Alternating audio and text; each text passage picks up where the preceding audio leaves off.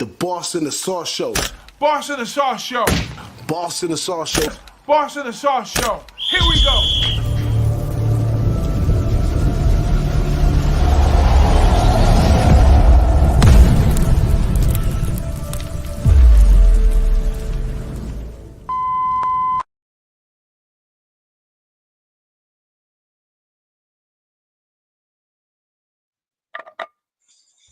What up, thou? We are live and direct right now, and we got the biggest tailgate talk we've had in this whole time. We got the whole panel, we got the lineup, we got Bet with JT, we got Moose Money Bets, we got our man Big Ragu, and we also got Wine Time up in here. And I'm just gonna be hosting this thing, trying to keep the party going on Wednesday night. How you feeling, fellas? Anybody got anything y'all want to let the people know before we take off? Yeah, boys, let's get right to it, man. Coming off a losing weekend in college football for me, man. It was only 3 out of the 8 weeks, but let's get it right going, man. We got a lot of good games to talk about here. Got some good weekday games as well. So yeah, I'm stoked to get right to it. Oh yeah, I talked to Weinstein earlier in the week, and Big Ragu, mark his words, he said he wants all the smoke this weekend. Sir. Yeah. Get out of that smoke and jump right into the fire, baby. Let's do it. Yes, sir. It's good to have Ragu back on the screen. It's good to see you back, man. Had a pretty good week last week. Not too bad. Caught the Georgia money line, caught the Georgia plus the points. Had a couple of total wins and losses, over and unders, but overall, pretty solid week for me. Good week in the NFL, but it feels good to have a good solid week in college after 8 weeks. Yeah, mm-hmm. It hadn't the bell ringer week yet. Last week was a semi bell ringer, but this week's gonna be even better. That's what's up. And we got our guy Moose Money right here with us today. Thank you, Moose. I appreciate you for taking the time to come hang out with us today on TailGate Talk. It's a Wednesday. I know you got a busy schedule. You're a busy man and a great capper, but we had to get you on when we can get you on, and we appreciate you 1,000%. Amen. Oh yeah, of course, man. I mean, I would have had a little bit more of a profit last week, but Wine Time and I got to talk about Florida State, and we both decided to shoot the pistol right in our own foot. So Wine Time, don't ever let me do that. If I'm asking you, am I a moron for thinking this bet? The automatic response is yes, you are. Absolutely. Don't ever bet Florida State ever. Yeah. This year again. I was looking for somebody to talk me off, and instead I called the enabler, and he's like, yeah, of course. I talked myself into it too. Yeah, the worst AA sponsor in the history of sponsors is like, should I have this drink? Like, oh, absolutely. Come on. Drinking the Kool-Aid. Absolutely. Well, man, let's jump right into it in this first game coming up tomorrow, man. This is Syracuse and Pittsburgh. Pittsburgh's at home in this one, -6. That number has moved around a little bit today and a few days before. But Syracuse, last time I seen them, it was the UNLV game. They did a really good job. UNLV's a really good team, and they did their thing. But I don't know if they compare it to what Narduzzi has going on here on offense over here on Pitt. Although Syracuse defense is pretty good, Pitt's offense is amazing this year, and it's going to be a tough challenge for them to slow them down. But looks like a lot of people are favored over here on Syracuse being able to close the gap at least. But Pitt has a great record and also a great record at home. So I don't know if they're going to be going for that. But let's start off with this right to left, left to right, whatever. My man right next to me, JT, are you on this game right here?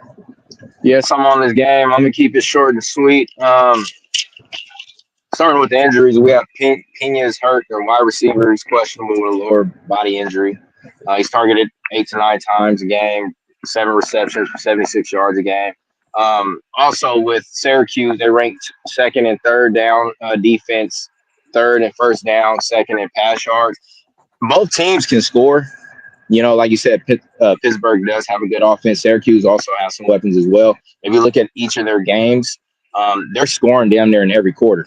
So I do believe this is going to be a back and forth scoring game, and Syracuse is going to keep it close. So I took the first half of Syracuse first half +6 at -110. I like it, man. Syracuse defense might be one of those underrated defense right there. They can't hold it down. So that's a bet from the man. Let's go, Moose. Are you on this at any way, shape, fashion, or form on this Thursday coming up? I'm still holding on the Syracuse, but I haven't gotten there yet, but I'm likely to get there. The interesting thing here is that the tickets and the cash have both come in on Syracuse, and yet the line has not really worked towards Syracuse. If anything, it's actually kind of gone away from them. It's been fluctuating between 5.5, 6. And I thought, given the amount of money and cash that was coming on them, I would have thought that the 6.5 may have showed up, or the 4 or 4.5 might have showed up, but it's hovering right at 5.5, 6. So that makes me apprehensive. But in the series, Syracuse has lost their last 10 trips to Pittsburgh, and in 3-7 ATS. The last time Syracuse won at Pittsburgh was in 2001. But Syracuse did win last year, which broke a 5-year win streak for the Panthers. But that win streak is still alive at home.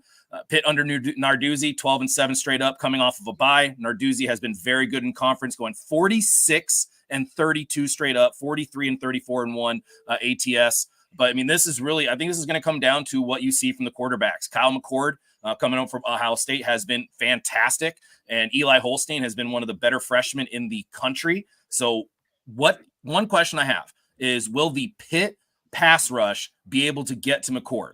If Pitt pass rush, which has been pretty decent this year, is able to get to McCord, I definitely see why the line is not moving, and I would expect the potentially McCord to be under duress most of the game. But I expect Syracuse to move the ball. Hughes ranks top 10 in echo rate, which is essentially big plays going into the 40 or big plays inside of the 40, and it's top 26 in points off of Echo. Pitt has been average in Echo defense and are a bit better in the red zone. But as mentioned already, the better defense is really better at home, really. I mean, the defense has been much better at home. The coverage has been much better at home. Syracuse ranks third in the country in conversion rate. I mean, I could go on. And if you guys have any more desire to see what I'm doing here, I have a Moose Dive. DM me if you'd like the information, but I'm not there on Syracuse yet, but a lot of things are pointing me in that direction. But Narduzzi at home in a series that they've dominated, I'm a little apprehensive to go to Syracuse yet. I feel you on that. So that's a forget about it.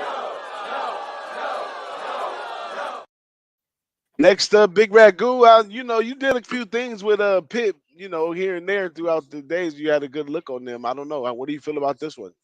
I'm not a big Narduzzi fan in key games, but you know what? He's starting to change my mind a little bit. But I think particularly in this spot, I like to fade him in the bigger opportunities as favorites and whatnot. But the pushback on the money, like you said, the money's kind of standing still right now on the Q side.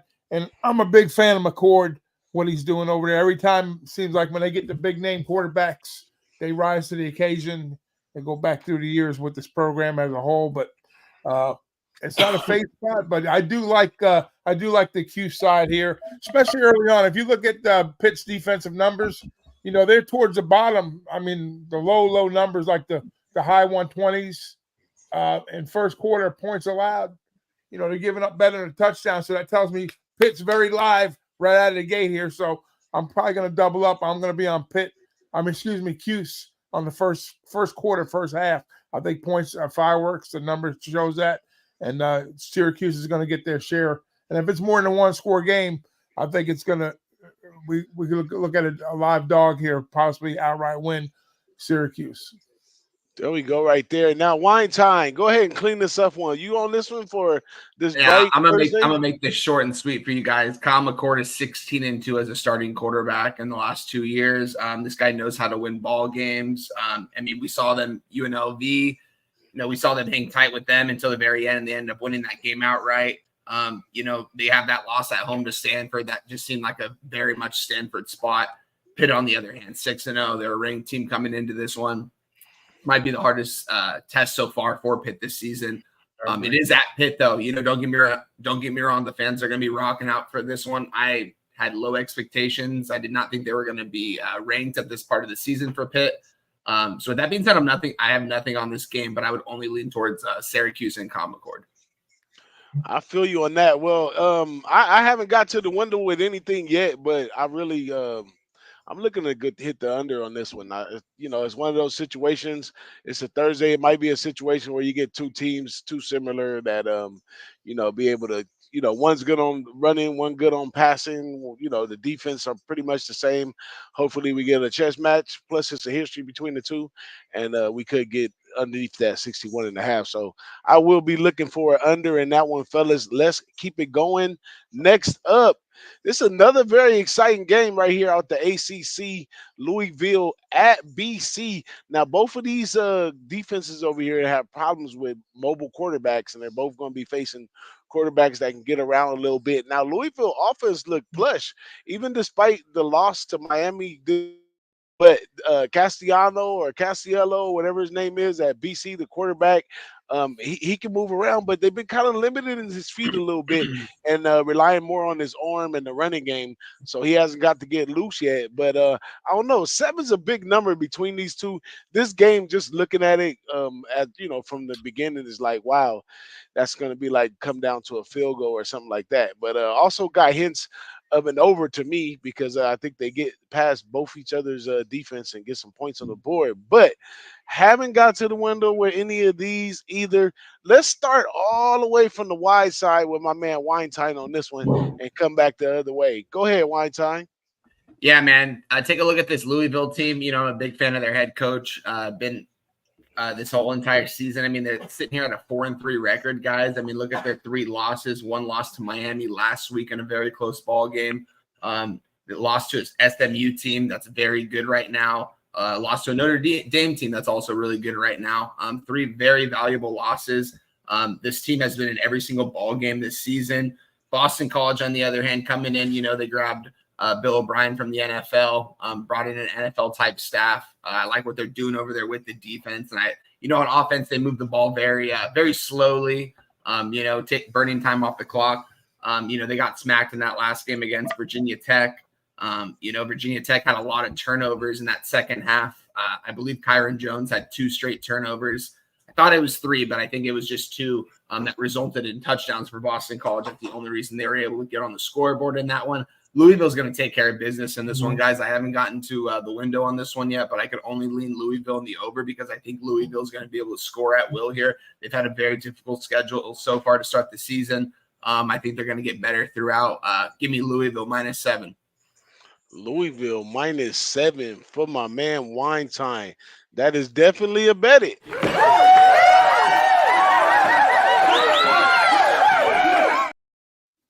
Next up, Big Ragu, BC, Louisville. You know all about this one for sure. Yeah, I know you got to look on this one. Louisville's. I just got through telling you how bad Pitt was in the first quarter. There's another team that gives it up, but they've been playing some tough games. I'm talking about Louisville. That is playing some high power offensives. Boston College is definitely going to want to slow the game down here to their advantage. But they've been pretty good at home. Depending on what the number you got in the Michigan State game, they pretty much covered the number in Boston, getting to the number, whether it be a dog or a favorite. But regardless, I kind of lean Boston College. So as of right now, it's probably it's on my radar, but it's not a play for me. So forget it right now. Forget about it.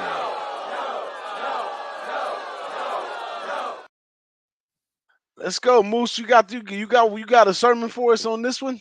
I am, and I am going to go right up against Wine Time here. I am on Boston College. I got a 7.5. Big reason why is last week was kind of a really bad loss for Louisville. I mean, that essentially knocks them out of the playoffs, and they needed that desperately. And they have Clemson coming up on deck next week on a road game because this is the first of a back-to-back where they have lost the last 3 times on the road at Boston College, and then they go to Clemson next week. So I kind of think this is a stretch where Braun's going to have to do some special things in that locker room to be able to get guys going. Boston College is 4-6 straight up, but 6-4 ATS versus Louisville. But both teams coming off a loss. Bill O'Brien off an outright loss is 9-2 ATS, while Jeff Brom off a loss is 23-21 ATS, but is 0-2 ATS this year off of a loss. Brom in his first year went 7-2 straight up, but he's 4-5 ATS in conference. This year, Louisville 1-3 straight up. ATS. I'm sorry, 1-3 straight up ATS. I kind of see this as a game where you're right there on the head. This is going to be a game Boston College is going to want to try to slow down. They're going to want to try to do some different things. One of the big issues here that I really circled was Louisville struggling in the red zone and Boston College doing very, very well in the red zone. And when you look at kind of how the market has played this game, you've seen 34% of the tickets, 34% of the cash, yet the line has not really moved. And if anything, it's come down a couple of times, only to come back up. So I see this as a game that Boston College is going to slog out. They've only lost on the road. Boston College undefeated at home this year, and Louisville just looks like their season. It's going to kind of be a time where who truly cares? Who are the guys that are already looking on to next year versus who are the guys that are going to stick out and try to win the games that they have remaining on the schedule? I'm not all that confident. I used to think Braun was a great coach. I'm kind of changing that narrative a little bit. I think I'm pulling the reins back a little bit on him as a legit coach because he had a team he could have done something with, a secondary that was supposed to be legit, and they have not. They have not looked legit this year. So I'm on Boston College. I took the points, sprinkle the money line. There you go. You got the hook, man. So having the hook, that's half the battle right there. JT, are you on this game right here? Yes, I'm on this game. I'm riding with Moose on that one, man. He broke down everything. I'm taking Boston College as well at +7.5 at -110. It's self-explanatory. Moose just basically laid it out for you. He said they have a good red zone defense. Boston College do. They rank 45th, and they're going against a 107 ranked red zone offense. I mean, there's not much you can say. I do believe Boston College will have a good rush attack this game as well. So, yeah, man, Moose gave it to you. I'm riding with you, Moose, +7.5. Yeah. There we go.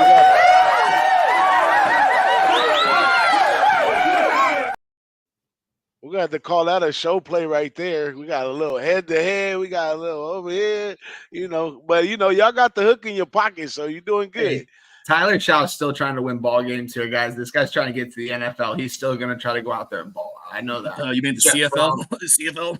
Hey, and Jeff Brom, I do think is a proven coach. I mean, we already touched on their losses, who they've lost to this season. It's just, I don't know. BC hasn't played anyone yet this season. So, yeah, we'll see, though. Yeah. A lot of people do prefer Brom over O'Brien, but that's just a matter of opinion right there. But next, this is my favorite game of the year right here. I've been drooling at this game for a while. I almost lost my control on the show last night and gave up my secrets, but I had to save it for the tailgate. This is absolutely a betting for me. The Mountain West, where I do it at best, the top tip of the top tip right here. This is a rematch of last year's Mountain West championship right here. And I think the score was 44-20 or something, Boise State. And I believe I was wrong then taking UNLV, and I'm not going to be wrong now. I'm taking Boise State. I already got a -3. I mean, it just comes down to classism in the Mountain West. I mean, if you got to play in the Mountain West, are you going to go to the Bluegrass State, or are you going to go to some of these other outfits? A lot of the top players go over there to the Bluegrass State. They got big chances to do big things. They play good competition. They just a little level up. With I love what they have going on at UNLV. They're very explosive. They do have a chance. I'm not going to say they have a chance. I mean, if it comes down to 3, I'll take the wash. It's all good. But when the running game is your main key ingredient effectively, it's kind of difficult to play 4 quarters, on skates, I call it, when the defensive line's getting pushed back instead of getting pushed forward. And then, although the Boise State has some jitters on the defensive side, they'll look like a big dog in this one. They do get to the quarterback, which that's what they haven't really experienced since the quarterback change, is them actually getting to the quarterback. So he has his work cut out. What's his name? Malik Hodge over there at UNLV at quarterback. He has his work cut out for him against this Boise State line. They're bigger. They're a little bit more aggressive. You might not be able to be so elusive, or all that kind of stuff. So it's going to be kind of rough. And I think at the end of the day, Boise State brings it home again. If UNLV is to beat them, it's going to be on the 3rd one in the Mountain West Championship. I think if they see him again, the coach over there at UNLV, he's a really smart guy. He's not going to go for getting beat 3 times in a row. Anybody else coming with me on Boise State? I come with you, but not on the side. There you go. I'm with you. Come on with me. Yeah, so you got the number 2 offense in the country outside. Miami's putting up 600 yards a game. Boise State is putting up some huge numbers, of course. With the Heisman candidate running back that they have, he's tearing it up. He's got like 1,300 yards. So they're still putting up 40, almost 41 points a game. And I think UNLV is going to get their share. I mean, you talk about the quarterback, Williams. He's been picked twice in 88 attempts. Not a bad number. He's kind of feeling that offense pretty good over there too. So it's going to be. I think this is going to be a matchup late in the season too. So this is not the last time we're going to see these guys. So I love points here. I think they're both going to score.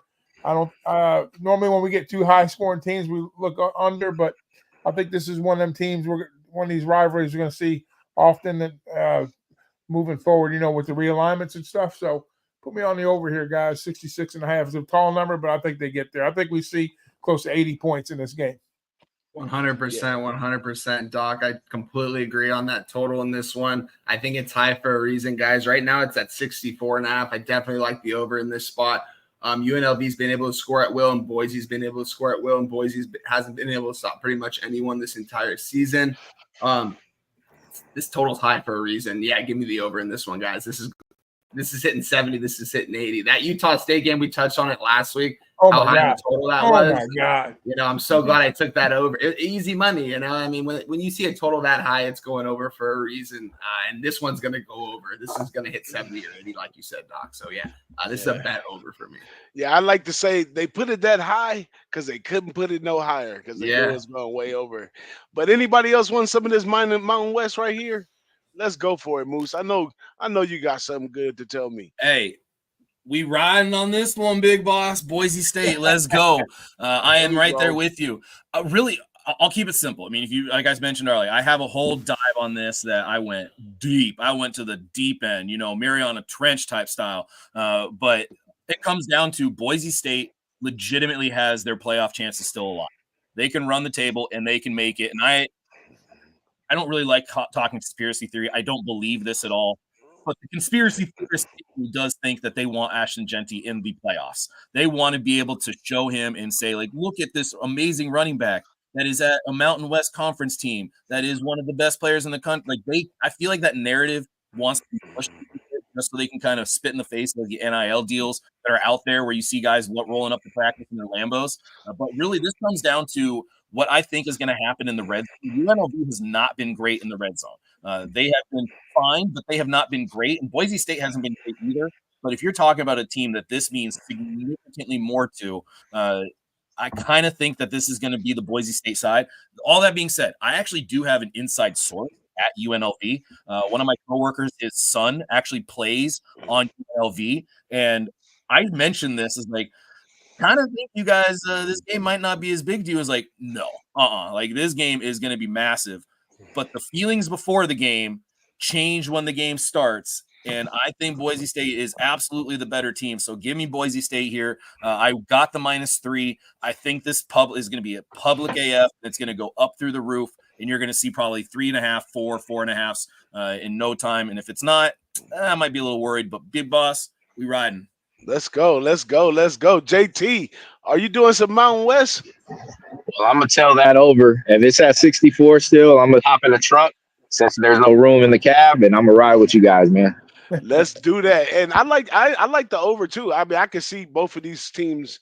Well, Boise specifically, I can see them putting up 30 points plus. I mean, the Gentry damn near averages 4 touchdowns a game or something on a good night. So yeah, I like the over as well. I'll probably put that in too, and just as bad as I'm doing today, I think I'm gonna need to do that by then. But let's keep it rolling, man. This is definitely a betted right here. Let me hit the betted button right here.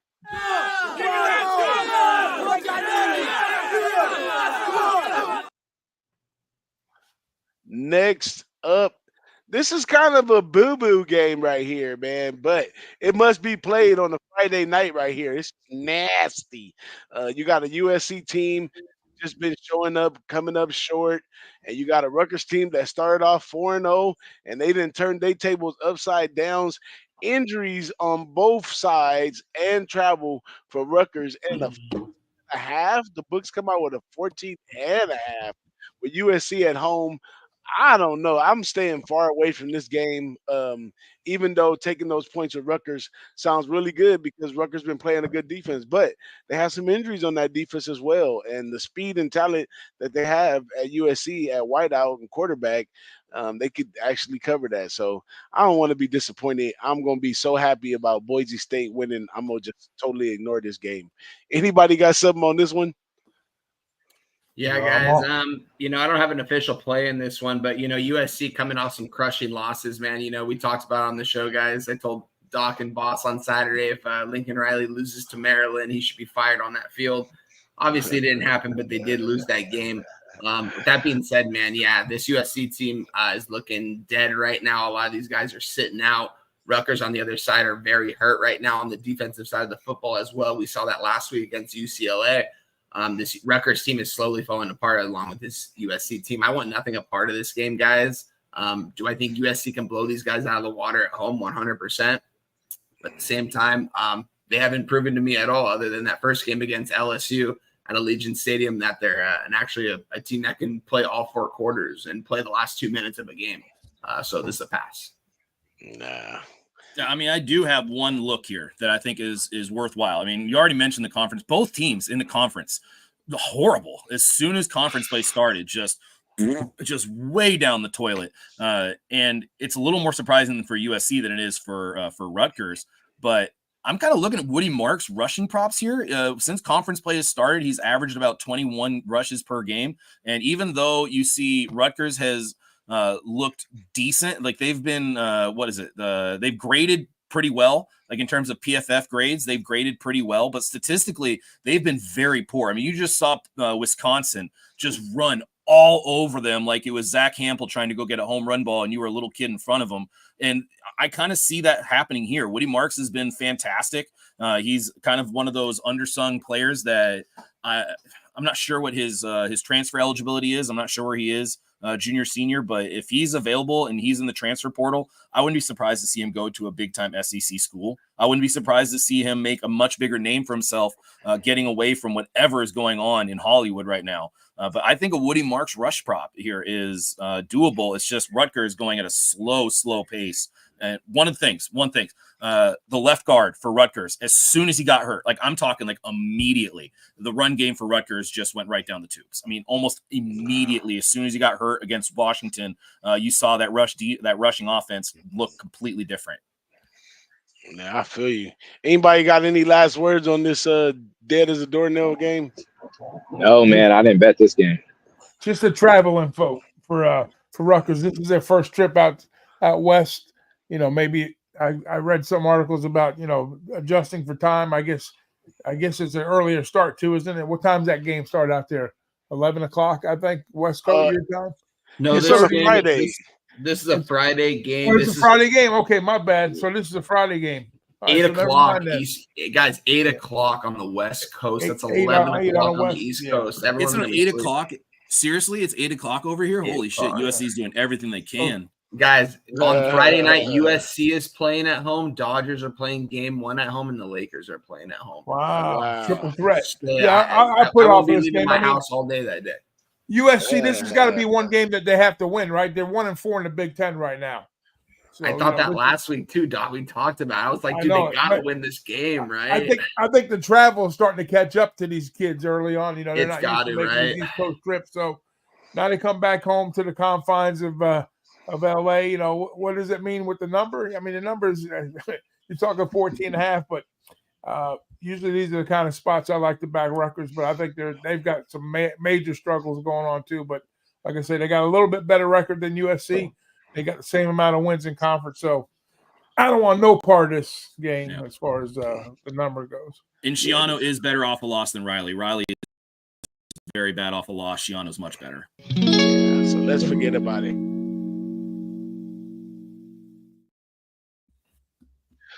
This game might take us some time right here, man. Let's get into some Saturday action right here. 9 o'clock in the morning on the West.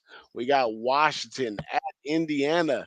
Indiana and Signitti's just been killing it They ATS, I think they're undefeated as well. Mhm. They get a 6 and a 5 versus a Washington team that got to come to Indiana.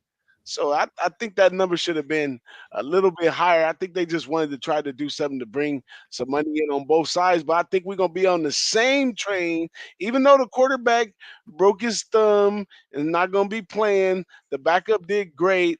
This is a program that obviously it's about the system, not so much the players, because he's not been around for a long time, so he didn't set any of this up like this. So it's got to be, what he's doing over there, opposed to just the individual talent. Although they have some good talent and some good transfers, I think that the backup quarterback will do just fine in the system that they have. The defense gets money over there too. They do it on special teams. They do it all over the board at Indiana, man. I'm not getting in front of that. I'm going with it. I'm on Indiana minus the 6.5. It's already bet. Let's go. Anybody else coming with me or against me? I'm raising the hand, guys. Yeah, I'm going against you in this one, boss. Yeah, we're gonna take a look at these two teams here. Rourke coming in, got the broken thumb. He's not gonna be playing in this one. Got a guy named Tavon Jackson coming in, a guy that played absolutely awful last year in the same offense, or not same offense, my bad. On the same team last year, it's a completely different offense. He did look good against the Nebraska second and third stringers in that fourth quarter. Don't get me wrong. With that being said, man, Washington 0-2 as a road dog here. This is their third time heading on the road. Haven't been able to get a road win yet or a cover. Washington, man, what are their struggles with that I talk about every single week? They can't score in the red zone. They get to the red zone, it seems like every single possession. They just can't simply get there. Jedfish talked about it, man. The difference between these two teams going into the season, honestly, Indiana hired Kurt Sinetti in November. Washington hired Jedfish in January. He didn't have the winter portal. Indiana did. That's why you're seeing the success from Indiana, unlike these other programs. Same with Kalen DeBoer going over there with Bama. He couldn't even work the winter portal as well either. With that being said, man, I like Jedfish here as a coach, man. I love Washington here as a +7. I got in on them out Monday at a -110. I think they can stay in this game. I think Rourke not playing in this game is going to be big time, honestly, because I've seen Tavon Jackson play, and I'm not impressed. I saw what he did in the fourth quarter last week. Don't get me wrong, but again, it was against second and third stringers. The game was already out of hand. Washington, though, the main key to this is they need to clean up what they're doing offensively in the red zone. They need to put the ball in the end zone, bottom line. I don't trust their kicker, so they need to be going for it here on 3rd and short and 4th and short every single time. And if they convert, it's going to be hard for Indiana to keep up in this one. Give me Washington +7. I think they're going to win this game outright, though. Wow. Wow. Hold on, not so fast, my friend. But, hey, a lot of respect to the Washington program, without a doubt. What they put together, where they're at now, if you want to put things in perspective, a lot of moving pieces all the way across the board. But Indiana, man, we talk about how prolific Miami's offense is. Now, when you rate an offense statistically versus, to me, I measure it by points. You can have 600 yards a game, but if you score 10 points, what are you doing? Or if you let your opponent score just as many, what are you doing? This team here, number one in the nation offense, scoring points right now. The trouble I have back in Washington here is, they're playing in Bloomington. They played 3 games on the road. They scored 16, 18, and 13. You're going to have to score more than that to beat this Indiana team. And just on that note alone, all things being said, I got to roll with the Hoosiers here, guys, because right now they're the unsung heroes of the Big Ten, of the conference, and they're a very live team. Look out. Oregon better be looking over their backs, because forget about Ohio State. You better be watching out for Indiana. Yeah, Kurt Sinetti is the real deal. Man, he is the real deal. We can't ignore that. Oh, Rook, he played with Ohio. And the thing about, with the injury, he's a mature kid. I say kid, he's a married guy. He's been playing for 6 years in college. This guy's got a great head on the shoulder. So, kudos to him too. So everything's kind of falling together for the first year program with the coach and the quarterback and the program itself. So, and same thing, like you said, with Washington, what's going on over there. So it's going to be an interesting game, but I still like the Indiana side laying less than a touchdown. That's what's up. Moose, you got some words on this one? I mean, I'm probably going to end up on Indiana here. I haven't gotten on the dive yet, but just looking at the cursory points, look, Taven Jackson, I'm not sure if it's Tavon or Taven. It is not a major step down. He is one of the top. He is a number 21 ranked prospect for a quarterback. And you think about Rourke at Ohio. He was never really anything special. He was a fine quarterback out there, but I mean, he wasn't the guy you looked at like how we thought Gabbert was going to be coming into this year, or God, I'm blanking on his name from a couple years ago. But there have been quarterbacks that we have looked at in the MAC and go like, yes, that is one of the better quarterbacks potentially in the country that looks better because he's in the MAC. I don't think Rourke is necessarily in that category. He was a fine game manager, and he's been very solid here. But I think Jackson is not going to be a major step down, and we will probably see damn near the exact same type of offense that's being run. You look at Indiana on early downs. They rank third in the country in early downs EPA. On third and fourth down success, they rank eighth. And you look at Washington, they rank 48th early downs, and they rank 42nd.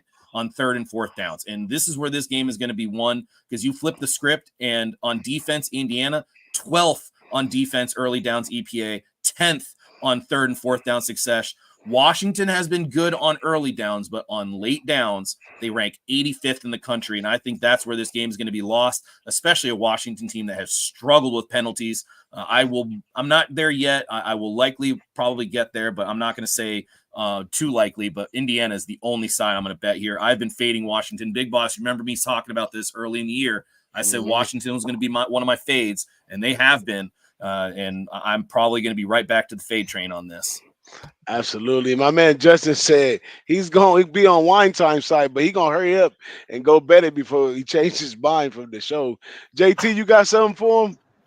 Yeah, that second comment with Justin's funny because he was like, I'm in the car, I'm riding with wine. And then he came back with that. It was like, man, I'm hearing all this stuff from Moose and Ragul. I might check. That's funny. No, but, I didn't get finished, capping this game. But, to see this game so lopsided like that and then seeing that number, it's like, why it's so low? Because I think Indiana is going to come in and plow, Washington. So I just stayed off of it as of right now. But I might go ahead and, the only right side is Indiana. Even when you look at the numbers and you heard what Moose and Raghu said, you cannot take Indiana. So I'm off of it now, and I might do what Justin did. Instead of changing my mind, I'm already having my mind made up. I might just push that button. Yeah, that's hey, normally in college, when you drop off from your top guy at the QB position, it creates a little bit of havoc, disruption, game changes. But I think with Jackson, he's more of a plug and play type guy. His numbers are good coming in, with the 2 touchdowns and the 7 of 8 on the passing. So is it going to have a longer term effect? It could possibly be, but in that role, in that moment, that showed me a lot for this kid. So I think he'll be okay. Absolutely. Let's go.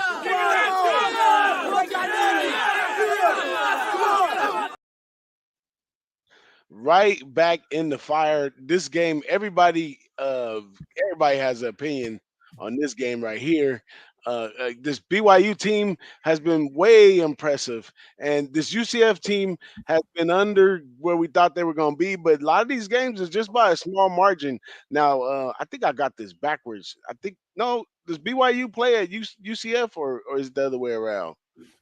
It's at the bounce house, boss. It's at the bounce house. Oh, it is in Florida? Okay, yeah, well, it's at the bounce house. Right. Yeah, well, these grown men travel well. They always have, and they're on an incredible year. I don't see them jumping off the ship right now, but Gus Malzahn, he might have another thing for you sometime. So I really wanted to get there with BYU, but I couldn't get there, fellas. I'm still toggling on this one, but this is going to be a great game to watch. You talk about a high-powered offense against this BYU, the team that's just been able to get the job done.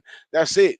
And they're going to be playing against this team now out there in the bounce house. So that's going to be kind of difficult as well. My man Weinstein, go first because you always give us the feel of the stadium, the smell, the popcorn, and everything. Oh, you already know my guy, boss. Yeah, this is going to be a good matchup here in the Big 12. BYU, Jake Retzlaff, playing some big-time football right now. What a drive to win the game last week. Don't get me wrong. UCF, on the other hand, what do they like to do? They like to run the ball at will. My whole breakdown for this game, guys, if you guys want to listen to it, this is pretty quick, but it's over on Pub Sports. I broke it down this morning, 10-minute breakdown on it. Why I love UCF in this spot at the Bounce House. My guy Big Ragoo put me on the Bounce House last year. I forgot who it was against, and the game ended up being this is a game for UCF here, man. RJ Harvey is going to have a game. Ja'Cory Brown is taking over at the quarterback position. This guy is very elite with the ball in his hands as a runner. I think he's a better passer than KJ Jefferson as well. I think he fits better in with this offense, if we're being completely honest.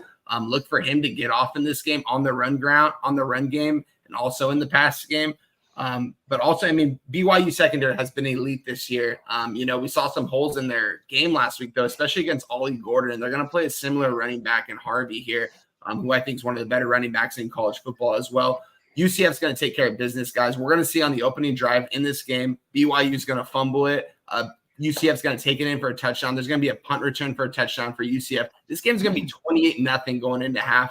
UCF's going to take care of business. This line opened up at a +2 for UCF. I got in at the money line because I thought they were going to win this game easily. We're seeing that UCF as a -2.5 at most books right now. Absolutely wild to me. BYU, the 11th team in the nation, against a team that isn't ranked and was just in a very close battle against a very good Iowa State team that's going to end up being in the college football playoff and potentially make a run. Give me UCF in this game all day, guys. They're going to win this game 100%. I like it. I just, like you said, I talked about this kid, RJ Harvey, last year. He's going to be playing on Sundays. Yep. UCF's defense, the secondary is pretty good, legit. They're always an underrated unit. And I think this run. UCF, as far as passing wise, I think they can mix it up. And I really expect Jefferson to get highly involved in this game with his legs, making plays, between I call it the soft zone areas. I think, you'll see him shine over there too. Harvey's going to get his yardage, but, and I think BYU doesn't like to run the ball a whole lot. They're probably like a 2/3, like up in the 70, 80 ranked team to run the ball. They don't run it. They don't run it as much. Nowhere near as UCF. I think UCF's like a top 5 run program. So that's going to be the difference maker. It's going to be the big play ability from Harvey. But like you said, BYU's defense is pretty good too. So I think the chess match is going to be, whether they can slow Harvey down. And if they can, Jefferson's going to is going to be the X factor here. So for me, yeah, I'd be on UCF on the money line here. Ooh, Moose, you getting any of this? Well, first off, KJ Jefferson got benched. So yeah, it's Ja'Cory Brown now. Yeah, Ja'Cory Brown. I'm sorry. Yeah, Ja'Cory Brown is in there. And one of the things I would love to know is what Malzahn said to Jefferson when he benched him. Because remember beginning of the year when he's like, "This is Cam Newton. I've coached guys like this before. This is Cam Newton, and he's gonna do Cam Newton things." And then, KJ, we different direction. So you see that spot on the bench over there? That's where you belong. So go. KJ's coming back. Yeah, he did that before with a kid he recruited when he was at. He brought a kid down that he recruited when he was at Auburn from Kentucky, and he wound up starting Mikey Keene over him. He pulled that same shit with a kid he brought down from Kentucky, which he recruited when he was at Auburn, and brought the kid down as a junior and started Mikey Keene as a freshman. Yeah, it's like, dude, how are you going to get transfers if you keep doing this? Yeah. Like, nobody's going to believe when you say you're going to be our guy. We're going to ride with you. KJ Jefferson wasn't playing well, but I didn't think it was like literally when I checked the box score, like after a UCF game to see, I think it was the Colorado game. And it was like, wait, what happened here? Like, he's benching him? Like, oh, okay. All right. He's going to come back for 1 year somewhere else. It's crazy. Yeah, but it's just like, what the hell happened there? But UCF would be the side that I would probably look at. But I don't know, honestly. This game looks really tough, but Sataki, you take him as an away dog. You don't take him as a away favorite. He's been below 500. I believe he's 10-12 now after the win against SMU on the road. But he was a dog then. He was a dog in that game. So forget that. As an away favorite, he has not been great. It's probably going to come down to how well does BYU do against the USC rushing attack. They rank 18th in the country in EPA defensive per rush, but their success rate, they rank 75th in the country. And Winetime just alluded to Ollie Gordon, who ran all over him. And before that game, Ollie Gordon was struggling. And all of a sudden he found himself. Was that Oklahoma State figuring out how to use him, or was that BYU kind of not knowing how to take down a much larger back? I think UCF's probably the side here at the bounce house, but I am a little apprehensive. Their defense has really struggled against the pass, and even though BYU is not exactly a passing team, they have been successful passing the ball. 35th in the country in drop back success percentage, 35th in the country in EPA per drop back. I'm not there yet. I'm not sure where I'm going to go. I'm going to have to do my dive on it, but UCF, just based off of the quick cursory glance, looks like the side to me. That's what's up. JT, you got something on this one? No, man. All I can think about is that BYU game last week against Oklahoma State. I had the under 55.5, and them points was just rolling. So only thing I can just look at and having deja vu on is that over 55, but I didn't cap this game at all, man. That's what's up. We got 2 more games left. I'm going to just keep them rolling. Next up, oh, I got the wrong thing right here. This is supposed to be LSU and Texas, but I got the wrong graphics up. But let's go. LSU and Texas, a big game for a lot of people this week. I'm going with Brian Kelly and not LSU and Texas. It's LSU and Texas A&M.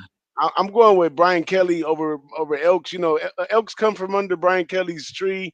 I don't see the little guy getting the sensei in this one. I mean, Brian Kelly has a decent team over there.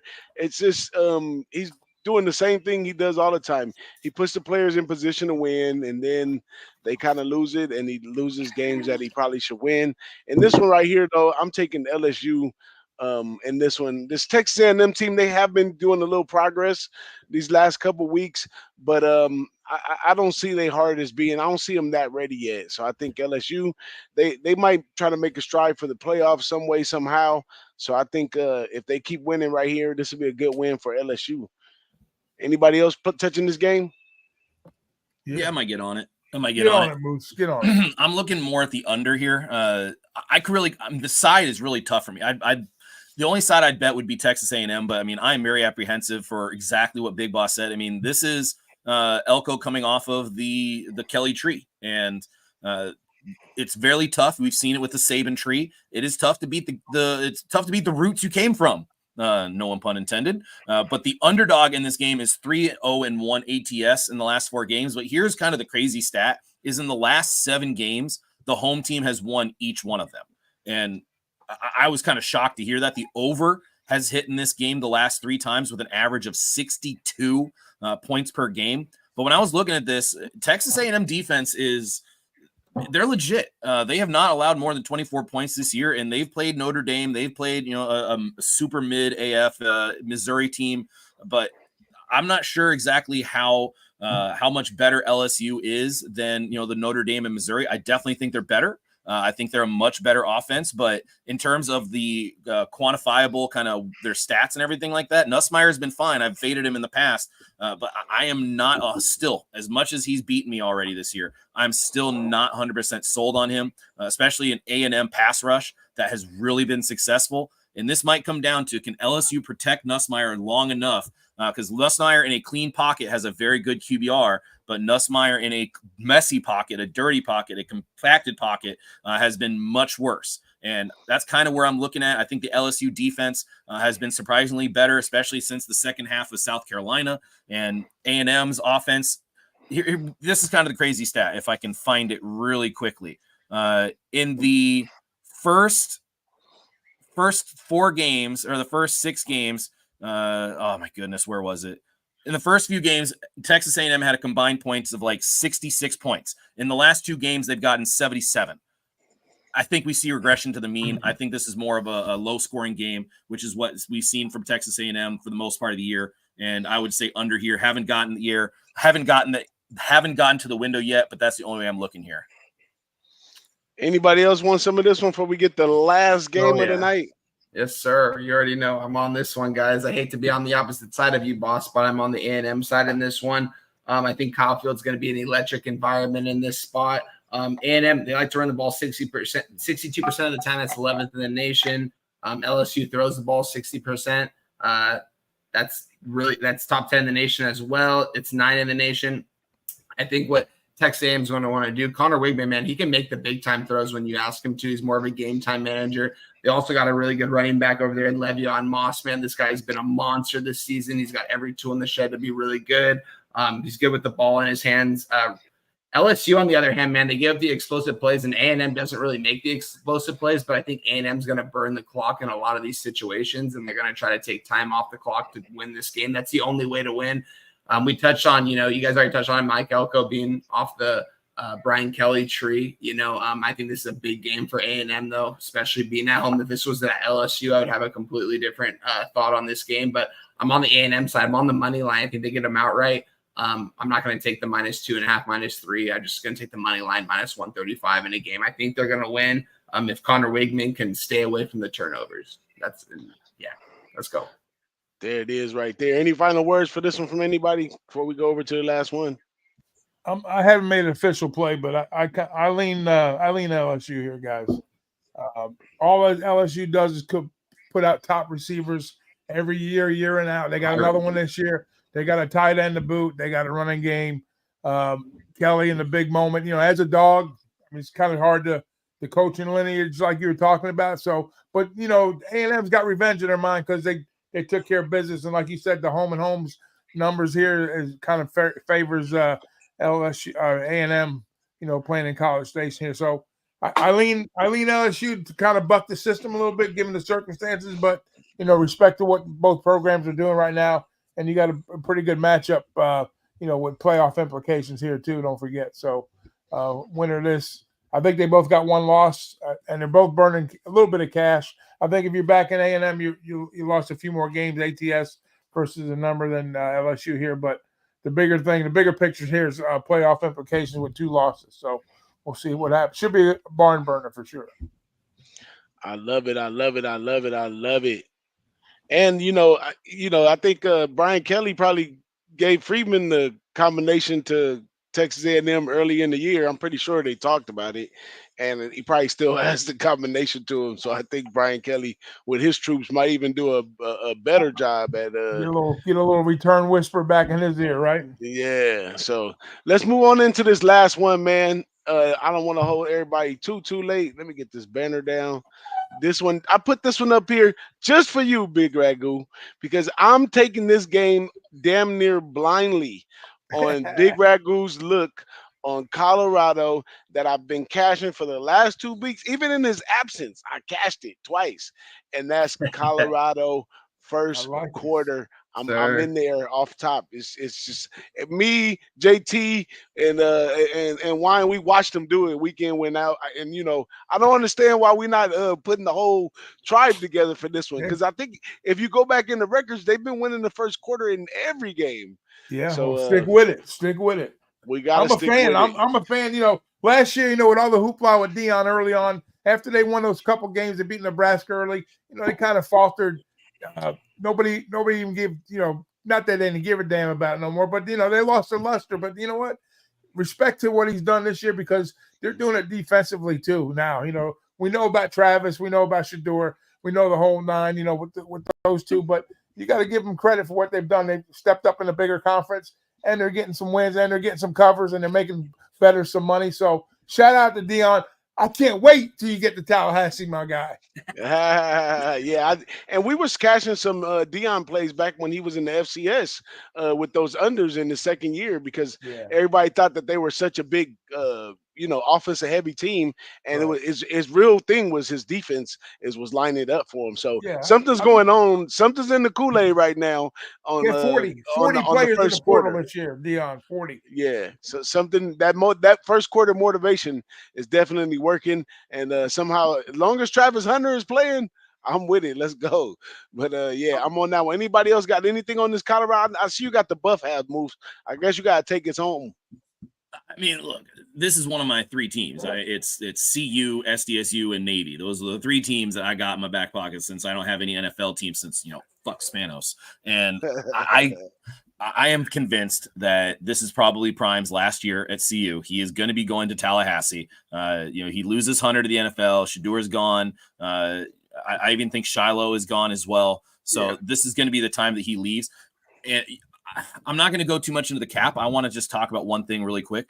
Warren Sapp, as a like interim coach or like an intern or whatever it is he took on, has done phenomenal work. Insane.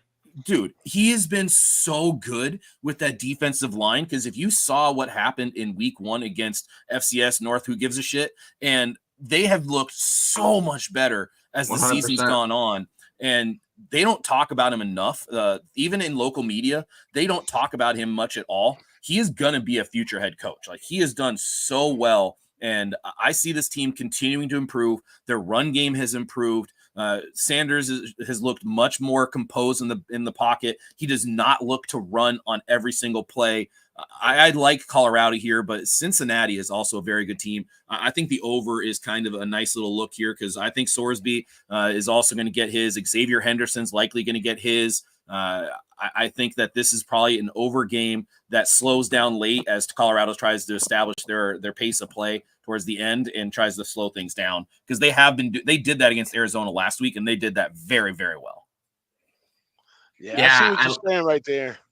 I love the take Juan. on Warren Sapp, Moose. I touched on it a couple weeks ago on a show about what he's been done to that defensive line over there. Man, those kids have actually bought into him over there. And yeah, this guy's definitely going to be a pretty good head coach if he ever gets the opportunity. But yeah, Colorado, man, they've made a lot of improvements this season. This is a team that's been playing, I think, way better than I thought they were going into this season. With that being said, man, why not them keep? I think they definitely win this game, the 5.5. I don't know if I would take that game. I do think Colorado is going to win this game, though, man. I think they're a lot more humbled over there this year compared to last year as well. Yeah, I definitely like Colorado in this spot, probably. That's what's up. Jump on that big rack. I'm gonna call it the sauce special. The first quarter, Colorado. Yeah, Let's man. take it. I think last week they were -6.5 or +6.5 something, but they were up like 14 zip after the first quarter. But shout out to that one. That's it right there, man. And back to Sapp though, right? Sapp came under that same umbrella with that was all at Arizona State. Dunleavy, Sapp, Antonio Pierce, whole bunch of them, and they're kind of developing as we see the new wave coming right here, right?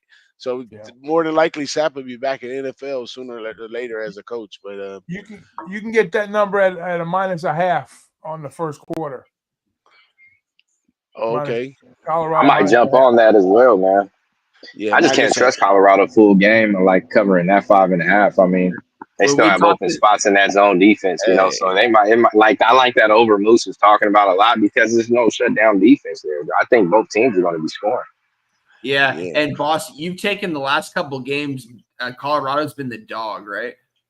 I think they were the dog last week. Yeah, that's one difficult spot I have about the first quarter, is that they're going to be a favorite in this spot. Do I think they can cover it? Absolutely, being at home, 100%. But yeah, I mean, this is something that when we talk about Saturday, if you talk me into it, boss, I'm most likely going to take it. Well, I only like to bet Colorado at home. So we know every time Colorado plays at home, it's a whole celebrity affair. You know, KFC comes in and shakes the bucket. The sunglass company, they shake the sunglasses, like all of Dion's endorsements and stuff. Because that's another thing too, you know, with the whole NIL thing and stuff coming.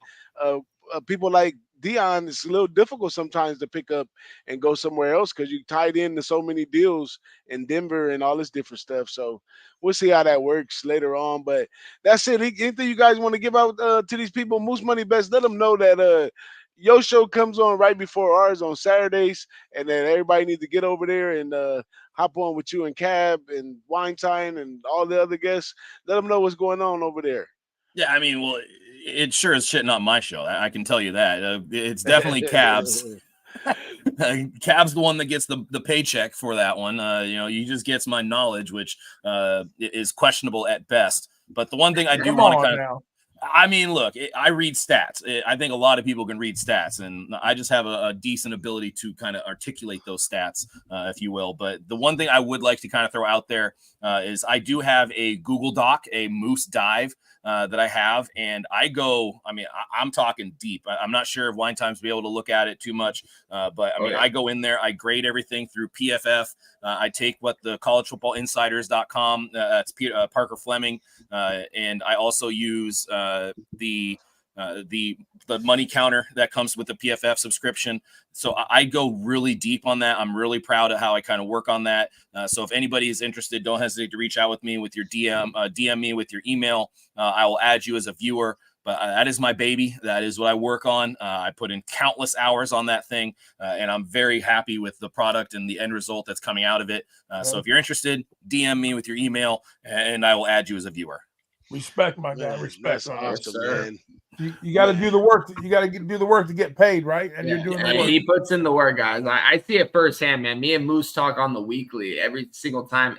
Every week in the DM, we're talking about games, guys, and I know his mind. You know what I mean? And he's got a really good mind when it comes to college football, when it comes to sports in general. And his Moose dives do go really deep. You want to be a part of that? Check it out for sure. Yeah, I appreciate that. Yeah, man, I'm into that kind of stuff, man. If I could just sit back and have it my way, then we'll all be at a big round table just capping games every day with money just falling out the sky. But I appreciate everybody for showing up, man. This is a TailGate Talk. Shout out to the chat for showing up.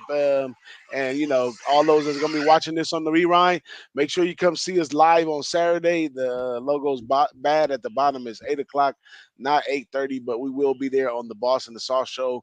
Holla at us, man, and we out of here. The Boss and the Sauce Show. Boss and the Sauce Show. Boss and the Sauce Show. Boss and the Sauce Show. Here we go.